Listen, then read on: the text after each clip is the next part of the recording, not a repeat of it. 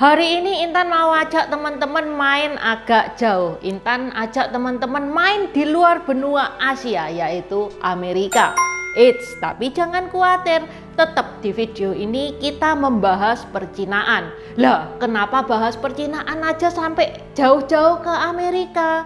Karena di video ini Intan mau membahas Chinatown. Chinatown itu punya sejarah kelam, yang mana sejarah tersebut berasal dari Amerika. Tajaniho, namaku Intan, selamat datang di channel aku, Dynasty. Sebelumnya Intan mau membacakan pesan yang masuk via Saweria. Kali ini dari Anonim, tetap semangat. Terima kasih.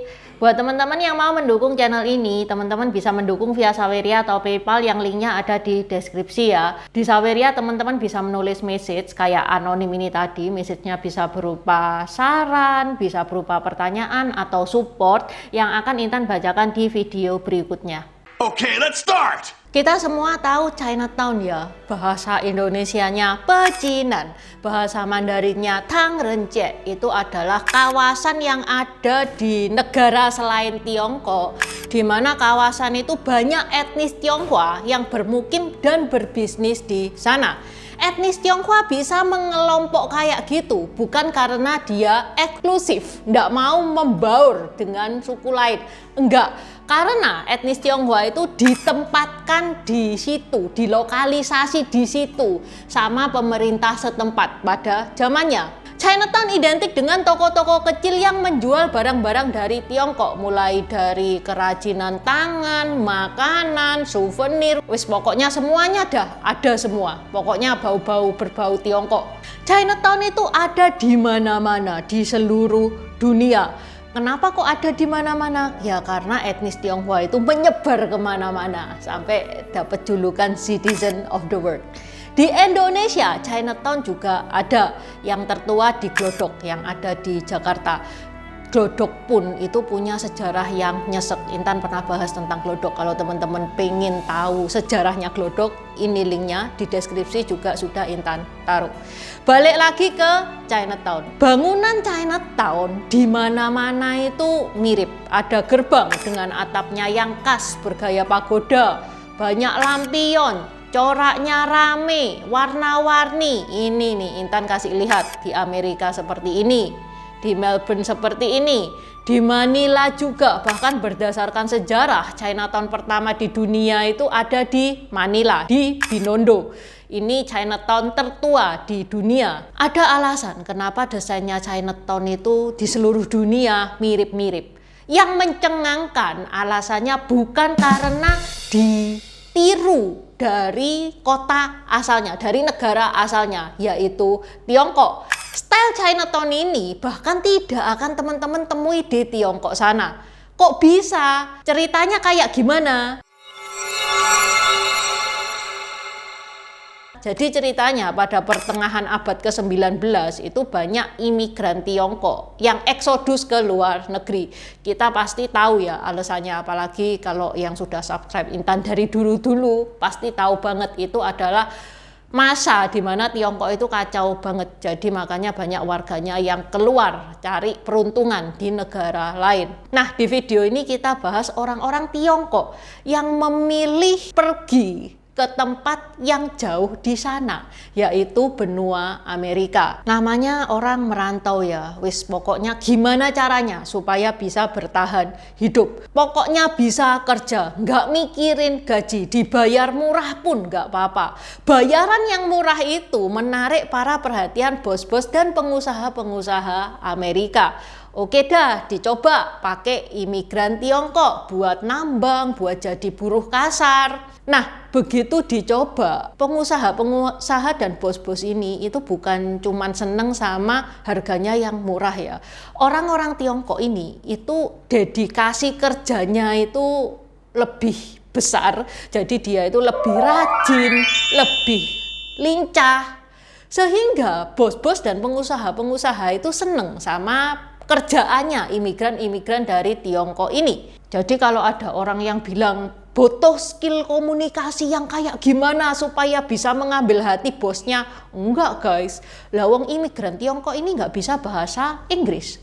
bosnya orang Amerika nggak bisa bahasa Mandarin, tapi imigran Tiongkok itu bisa ngambil hati bosnya. Emang orang-orang Tiongkok itu kalau kerja itu ritmenya itu memang cepet guys. Kalau teman-teman pernah ke Tiongkok, di sana mereka jalannya aja kayak dikejar setan. Sampai sekarang image-nya bule-bule terhadap orang Tiongkok itu yo juga bagus sih. Orang Tiongkok itu pekerja keras, rajin, dan kerjaannya itu cepet. Intan punya beberapa temen bule, dia bilangnya kayak gitu ke Intan. Makanya buat temen-temen Tionghoa itu yo jangan males-malesan. Itu loh leluhur-leluhurmu itu sudah ngebikin image sebegitu bagus di mata orang-orang barat. Para pengusaha dan bos-bos yang puas dengan kinerja para imigran Tiongkok ini, dia mau meng-hire imigran Tiongkok itu lebih banyak lagi. Bahkan bos-bos pertambangan-pertambangan yang butuh banyak buruh kasar itu ya, dia bahkan mau menggelontorkan dana, membiayai biaya transportasi dari Tiongkok ke Amerika, ngedatengin buruh-buruh dari Tiongkok. Ya gimana lagi, udah rajin, bisa dieksploitasi, harganya murah. Siapa bos yang gak seneng punya pegawai kayak gini? Awalnya fenomena ini tidak masalah, sampai di tahun 1873 ada krisis keuangan yang memicu depresi ekonomi di Eropa dan Amerika. Terjadi banyak pemecatan kerja. Nah, kalau teman-teman jadi bos, ada 2 orang pegawai, satu gajinya mahal, satu gajinya murah. Yang dipecat yang mana? Bisa jawab kan? Nah, efeknya apa? Banyak pengangguran, banyak yang dipecat. Hal ini mengakibatkan imigran Tiongkok itu banyak disalahkan karena mereka dianggap merebut job para orang kulit putih tersebut.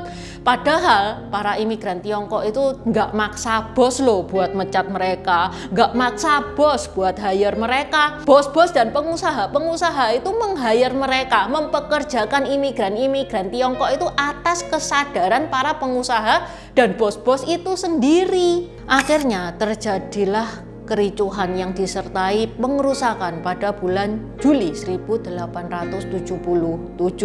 4 orang tewas, kerugian mencapai 100.000 USD. 100.000 USD zaman itu setara dengan 2.860.000 USD zaman sekarang. Bisnis orang-orang Tionghoa itu banyak yang dirusak. Terus juga banyak muncul kartun-kartun yang menyudutkan orang Tiongkok. Kayak penggiringan opini supaya membenci etnis Tiongkok. Orang Tiongkok itu di kartun itu digambarkan kayak setan dan lain-lain, sehingga semakin bencilah orang kulit putih ini terhadap orang Tiongkok. Dampaknya pada 6 Mei 1882 dikeluarkan Chinese Exclusion Act oleh Presiden Chester A. Arthur. Isinya apa? Yang pertama, tidak boleh lagi ada imigran Tiongkok yang datang ke Amerika. Yang kedua, buat etnis Tionghoa yang sudah terlanjur ada di Amerika, dia tidak boleh punya hak atas properti, untuk tempat tinggal aja tidak boleh, apalagi bikin perusahaan gak boleh. Dan yang parah ini guys ya, tidak ada perlindungan hukum. Kasarannya, silakan dikerjain, buat yang ngerjain tidak akan mendapatkan hukuman. Akibatnya apa? Terjadilah Rock Spring Massacre pada tahun 1885, di mana penambang kulit putih pada iri sama penambang Tiongkok, dan 28 nyawa penambang Tiongkok hilang. Pelakunya tidak mendapatkan hukuman apa-apa. Lanjut lagi ke Hell's Canyon Massacre, ini pun nggak ngerti kenapa terjadi hal ini, karena tidak diurus oleh pemerintah. Di sini 34 nyawa imigran Tiongkok yang tercatat nih ya, itu sudah hilang. Terus banyak juga kejadian etnis Tionghoa itu dianiaya di depan umum sampai meninggal, terus dipamerkan. Itu mengisyaratkan pesan ngusir, kamu pergi dari Amerika. Padahal guys, orang kulit putih itu juga pendatang di Amerika. Dia datang ke Amerika dan mengusir suku asli Amerika, yaitu Indian. Ini kayak definisi penjajah berteriak dijajah di tanah jajahannya. Karena situasi yang sangat mencekam seperti itu, para imigran Tiongkok itu lari semua dan mereka mencari perlindungan. Tentu saja tempat yang dipilih itu tempat yang dekat sama laut. Ya supaya sewaktu-waktu bisa kabur, ya kan. Yang dipilih adalah San Francisco, yang mana itu juga kota yang nggak aman-aman juga. Tapi mereka berkumpul di sana. Pemerintah setempat mengetahui banyak etnis Tionghoa yang berkumpul dan berlindung di sana. Pemerintah San Francisco itu ngasih lokalisasi, ngasih tempat, wes lah kamu aktivitas di sini, yaitu Chinatown itu. Yang mana lokalisasi itu ada di dekatnya CBD. CBD itu kayak pusat kota, jadi tempat yang rame gitulah ya. Di tempat yang dikasih oleh pemerintah, para imigran Tiongkok itu berusaha bertahan hidup. Ada yang buka usaha, ada yang buka toko, ada yang buka restoran, ya pokoknya aktivitasnya itu ada di sana. Dilalah, mereka bukan cuman survive guys, mereka bisa menggerakkan roda perekonomian San Francisco. Kota kecil, kota kumuh, tapi pertukaran uang di sana itu besar banget. Bahkan banyak orang-orang kulit putih itu suka belanja di Chinatown itu. Melihat fenomena ini, pemerintah San Francisco ini batin, loh lah kok enak tak tempatkan di situ ya, bisa ngebikin orang-orang imigran ini tambah kaya. Enggak. Ini Chinatown mau tak pindahkan di ujung. Pemerintah sudah mau merancang mengganti Chinatown dengan pemukiman orang kulit putih. Rencana kota itu sudah dibuat.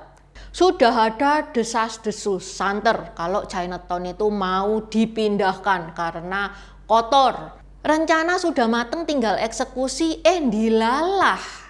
Ada gempa sebesar 7,9 skala Richter di San Francisco pada tanggal 18 April 1906. Ini di sini banyak yang tewas, kulit putih banyak yang tewas, imigran Tiongkok juga banyak yang meninggal. Chinatown yang mana itu rumahnya kebanyakan terbuat dari kayu, yang pondasinya itu kurang. Chinatown rata dengan tanah. Awalnya pemerintah San Francisco ini happy, nggak usah capek-capek ngeruntuhin, sudah runtuh sendiri, sudah nggak usah capek-capek adu mulut sama para imigran Tiongkok. Para imigran Tiongkok sendiri karena dia merasa lahannya sudah hancur, sudah rata dengan tanah. Terus dia juga nggak punya hak atas tanah itu juga kan. Para imigran Tiongkok ini sepakat untuk pergi dari San Francisco. Daerah sebelah, Los Angeles dan Seattle, yang tahu bahwa imigran Tiongkok itu mau pergi dari San Francisco dan mereka sudah mendengar suksesnya Chinatown yang sangat berkontribusi secara ekonomi kepada San Francisco. LA sama Seattle ngundang imigran ini untuk tinggal di sana. Ayo tinggal di Los Angeles, ayo tinggal di Seattle. Tak buat no Chinatown di sini. San Francisco sendiri dia akhirnya takut guys kalau imigran Tiongkok pergi dari San Francisco, karena memang kontribusi imigran Tiongkok bagi perekonomian San Francisco ini besar banget. Kalau ditinggal imigran Tiongkok ini, tidak ada Chinatown di San Francisco akan kehilangan banyak pemasukan. Ditambah lagi, ini gempa ngebikin San Francisco itu hilang duit banyak. Dia butuh pemasukan yang banyak banget. Pemerintah San Francisco itu gak pengen orang imigran Tiongkok itu pergi dari San Francisco. Bro, slow bro. Jangan pergi dari San Francisco. Ya kita nggak suka sih sama kamu, tapi gimana lagi, kita butuh duitmu. Dijawab sama imigran Tiongkok, nggak apa-apa, aku stay di San Francisco nggak apa-apa, tapi aku nggak mau dipindah, aku mau di tempat yang sama. Pemerintah San Francisco itu be like, oh oke lah, nggak apa-apa, di tempat yang sama. Tapi daerahmu itu betulono, jangan terlihat kumuh-kumuh amat, jangan terlihat kotor-kotor amat.